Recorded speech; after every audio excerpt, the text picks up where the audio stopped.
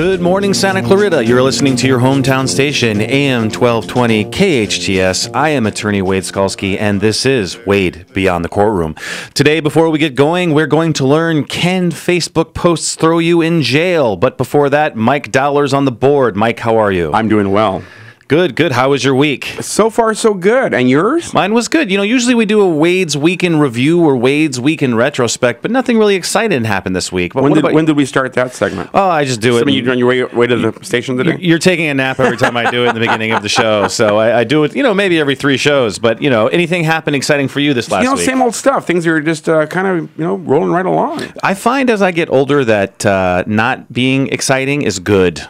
Excitement is not good. That means that something like as challenging is happening. Well, you always want to have something to look forward to. True. So that can be exciting. Yes, but I don't want to be surprised by anything. So say, for instance, like a tree falling in my yard or something like that. Well, nothing negative, of course. Correct. But all right. But the element of surprise is always nice. So you know what we've just done is jinx ourselves. So this upcoming week, all sorts of crazy. Thanks a lot. Yeah, I know. All sorts of crazy things are going to happen. So great. Well, what we're going to be talking about today is social media. Now, do you know what that is, Mike? Oh, that is basically, i.e., Twitter, Facebook. You do know Instagram, Snapchat. Yes, of course. Vine. You were in the know. Do you tumble, Wade? I don't tumble. In the immortal words of Boy George, I will tumble for you is all I know for that reference. But I believe tumble is a microblog of some sort, which I think means as a small blog of some kind. Yeah. Okay, I don't know. I just looked it up on Google. I have no idea what it is. But we are going to talk a little bit about Facebook. And the reason why is there's actually a very interesting Supreme Court case that's going on right now. And the name of the case is Elonis versus United States. And it was heard back in December. And the whole idea behind this case is, can you be held criminally liable for something that you say, a threat, over Facebook? And basically the facts of the case were this guy was estranged from his wife. He made some threats to her physically over Facebook. It's across state lines. And the federal prosecutors charged him with that. And basically that was a big problem for him. Or is everything that you say online protected by the First Amendment? So we're going to talk a little bit about that today. And I just have to say before we get into that conversation, I'm very glad that Facebook did not exist when I was in high school or college. And the reason for that is that I think when you're young and you're maybe not as mature as perhaps as you are right now, or in my case, maybe only slightly more mature, there are moments, we'll call them teachable moments, right, where we get experiences that we don't necessarily want immortalized for the rest of time. Does that make sense? Yeah. Oh, totally. And the thing today is, I think the kids today, because once you post that, it's like there forever. Yeah, even if you erase it, yeah, it's still there. Yeah, and that's the thing is, and also you have 2 things that are going on with social media today. One is every single person has a camera on their phone, and 2 is every single person basically has access to the internet. So what that means is that if you're running around and like in college, let's say you have a couple cocktails or something like that, and then you make a bad decision, and even a stranger takes a picture of you, they can post that online, and that's there forever. Yes. So imagine that you're running for the president of the United States, and there are pictures of you from you're like doing a beer bong or something back in college. That's not going to help your cause. Not that I condone that or say that it's bad, but I'm saying, I don't know how anyone's going to be able to run for president. Yeah. What do you think about that, Mike? I agree. I know, right? Yeah. So the key for social media today is there's that aspect of it, whereas let's say that you're going to go apply for a job. You've got people who are looking through your Facebook, looking through the Twitter, looking through all of these things to see if they're going to hire you or not. Wasn't the case like 10 years ago, but now employers have kind of become savvy with social media and realize that there is a lot to be learned by a future, possible employee, a new hire. Yeah. So they will go in and they'll check that. Absolutely. And that can be ongoing while you're even employed. And it's a whole nother area of a young person's life that they have to be aware of, because you're not thinking about those things when you're in high school. I mean, when I was in high school, I was thinking about summer vacation, like where I was going to go. I wasn't thinking 10 years down the line or 8 years down the line about how I was going to have to apply for a job. There's a show on here on Mondays on KHS called Families in Action. And one of the biggest topics they always have is knowing what your kids are doing online. And you mentioned the posting of things, and we didn't have that like when we were kids. But a lot of parents aren't aware of what their kids are posting online or what they're visiting, what social media apps they're actually using. Well, and there's a cultural gap too, or not a cultural gap. There's an an age gap because when I was in high school, the things that I was interested in, my parents had no clue about. Right.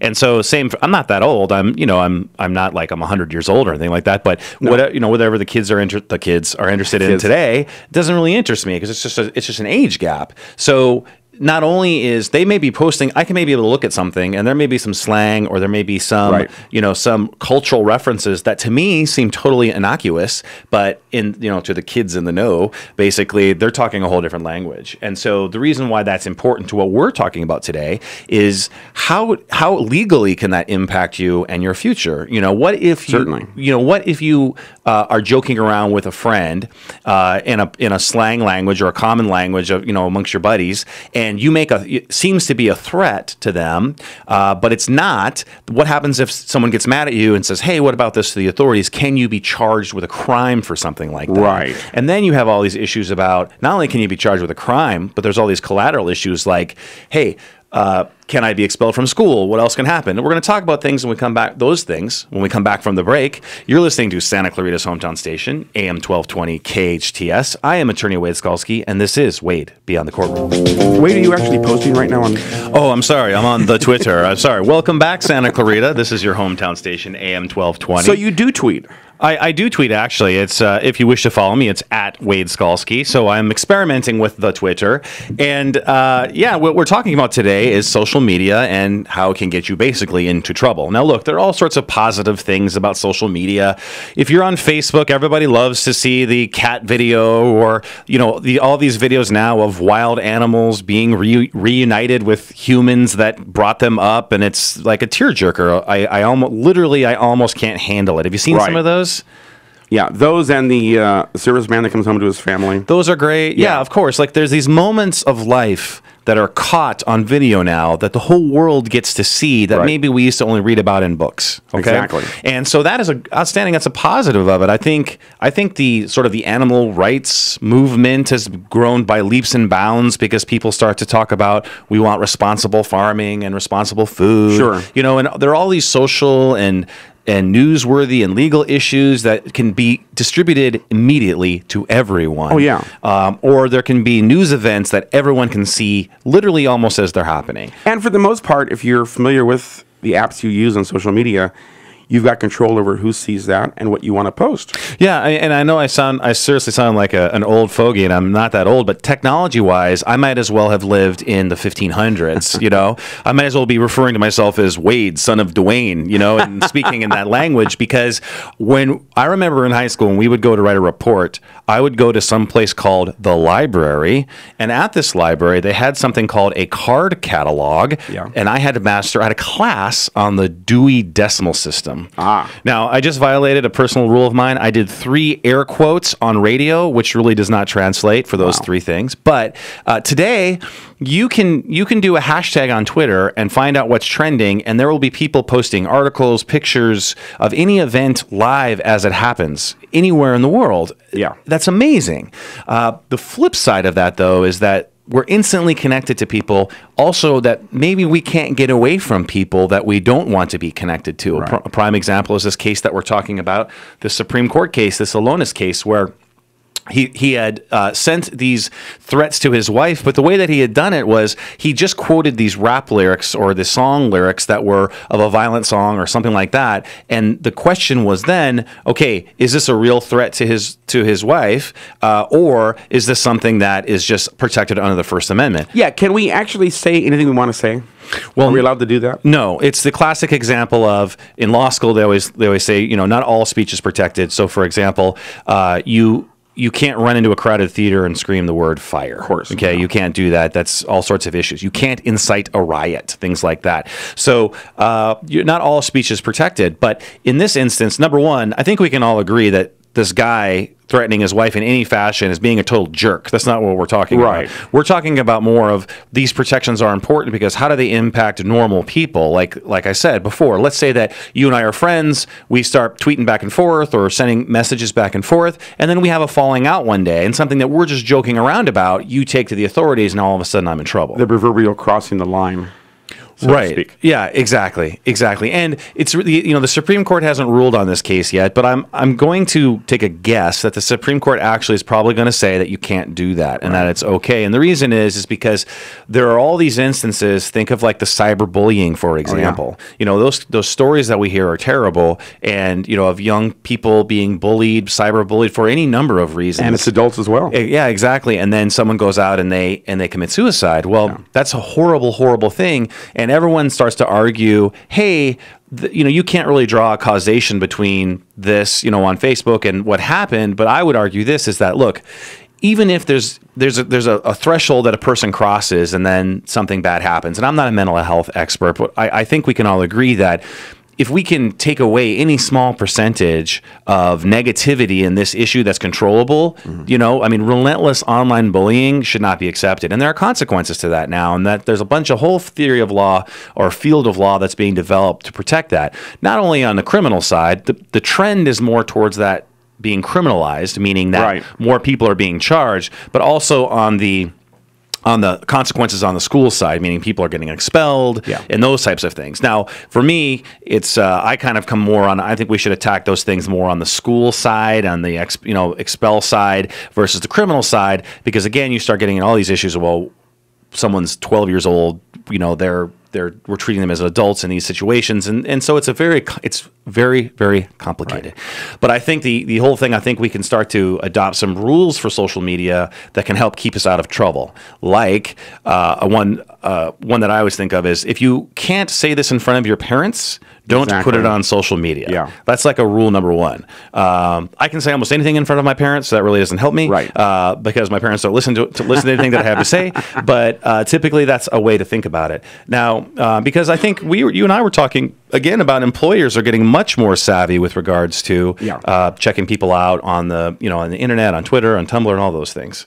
And employers will make you sign documents saying you won't share, maybe trade secrets or company going-ons or whatnot with social media. That's another thing, too, is you see these really high-profile people that are in the entertainment industry or really high-profile people in business, and they send out a tweet, and then all of a sudden, you're seeing these people have to resign or they have to step down, and you ask yourself, well, it seems to me to be a giant diminishing point of returns from, well, I want to have my say in the marketplace, and then I'm going to lose my $3 million a year job. You've got to be kind of a little bit more intelligent. And politicians as well. We know, I won't mention names. We know what happened.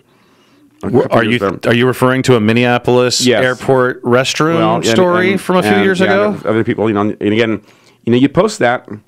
It's there. Oh, yeah. Or even if you don't post it, let's say that if you text something to someone, there's nothing to prevent that person from taking whatever that you text them and putting it everywhere. So when we come back from the break, we're going to talk a little bit more about social media, and we're going to find out exactly what Mike Dowler's Facebook page is. Oh, my. Just kidding, Mike. You're listening to Santa Clarita Hometown Station, AM 1220. Welcome back. You're listening to KHTS, AM 1220. I am attorney Wade Skalski, and this is Wade Beyond the Courtroom. Mike, you just said something very true, that Johnny Cash never tweeted anything. But if he did, his handle would be Man in Black. I like that. Absolutely. So what we're talking a little bit is about social media, some legal implications. We've talked about cat videos. We've talked about all sorts of issues that are much more serious, such as cyberbullying, and just touched on them briefly. And one thing, too, I want to talk about is that, 5 years from now, I think the way that social media is moving is that we're going to have this whole slew of amateur news correspondents. Yeah. And there's going to be these people that are going to be breaking news, but they're not going to have any journalistic training. They're just basically going to have a smartphone, Twitter, and maybe a blog. And they're going to start breaking news and forming opinion. And that's great. And I'm a sunshine person. Let's shine the light on everything. And anybody can do this. Correct. The downside of that, though, is that if you don't have the journalistic training necessarily, and let's say that you report something that's factually inaccurate because you're in a hurry, because in the Twitter sphere, the speed, exactly, the speed of breaking stories is literally seconds. Yeah, meaning, if there's an event, there's going to be multiple people there that can tweet that out. I'm getting so excited. I'm actually like, I'm over caffeinated. And so, but what happens if someone tweets out something that's not true? Well, again, you have protections under the First Amendment, but if you were putting something out in the marketplace that's not true, you could have libel issues, defamation issues. So there's going to be really fascinating going forward to see how those things are going to happen. I think the reality is with social media as we know it is it really is very new. It is almost like it's in its infancy, yes. So a lot of people don't know the ins and outs, and I mean, this could be a whole college extension course. And it's new to us maybe, but I mean, even though the people that, hey, Facebook's been around for a long time, Twitter's been around now for a long time, all of the generation before us, or I should say after us, they're all LinkedIn. That's a plug, right? I like that. Yeah, exactly. Now, they're all into everything about the media, but it's still in its infancy. What it's going to look like 20 years from now is going to be totally different from what it is right now. And it's going to be fascinating to see the way that goes. Now, you like to eat out. I do. Obviously. Yeah. And go to businesses locally here and purchase go to fancy restaurants. Right. Yes, absolutely. And, of course, there's that app called Yelp. Yes. Well, Yelp is really interesting because there's all this litigation now about if someone gives a bad review, can a business owner sue them? And there's a really interesting story. There's a restaurant in New York that for a very fancy restaurant, that I'm joking with the fancy restaurant. Fancy to me is anywhere where I can sit down, basically, versus going through a drive-through. And at this restaurant, they had been a great reputation as a great restaurant with really good service. That's the restaurant. Yeah, right, exactly. Oh, nice. Yeah. For a really long time.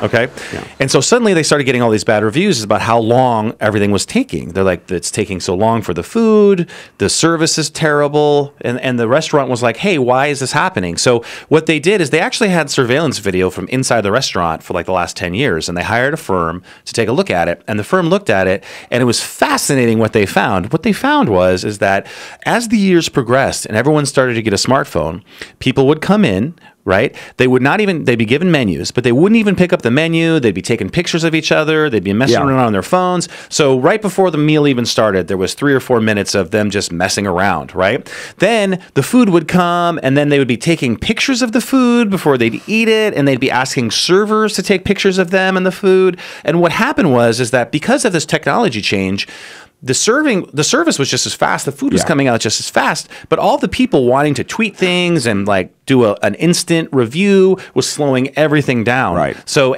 but then the reverse side of that was people thought it was the restaurant's fault. They weren't looking at their own behavior. Oh. And I think that sort of thing is fascinating. And then a lot of restaurants have the little Yelp sticker on their window. So obviously they're very confident in their product and their service. And yeah, again, I'm a sunshine person. It's a total benefit to be able to have all this information about a business. You want to know if you're going to go into a business, if they're good, before you try them. But there is something, the old-fashioned way of just kind of being like, hey, there's a new place we've never tried. Why don't we check it out? And if we have a bad experience, we just don't go back there. Yelp kind of took the comment card to the next level.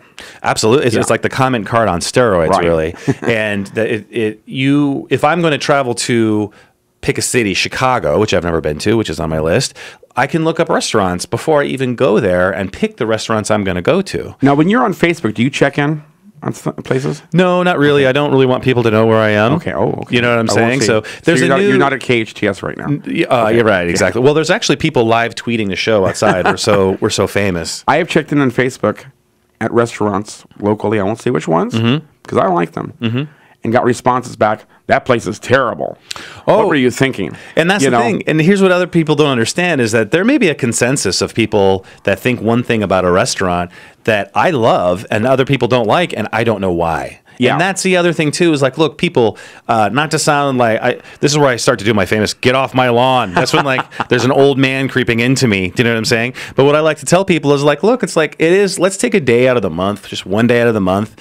Let's put the Yelp aside. Let's put the Facebook aside, the Twitter aside. Let's put all this stuff aside. Let's get in the car, drive around randomly, and just go to a place that we've never been before and have something called a spontaneous adventure. Exactly. Do you know what I'm saying? Sure. And so, look, I think it was a really super interesting show today. We talked about a lot of factors. When I go home, I am going to... Oh, there is something you need to check out, though, which is It's Not Your Time. Have you seen this on Facebook? No. It's a 2-minute video of all of these mishaps where people are narrowly killed, but they're not, which is good because I'd rather see that than all of these things where people have bad things happen. Yeah. It's actually pretty amazing. So my one Facebook social media time advice for today is go Google "It's Not Your Time" and watch that video, because that thing will change your life. Santa Clarita, you're listening to your hometown station, AM 1220 KHTS. I am attorney Wade Skalski, and you have been listening to Wade Beyond the Courtroom.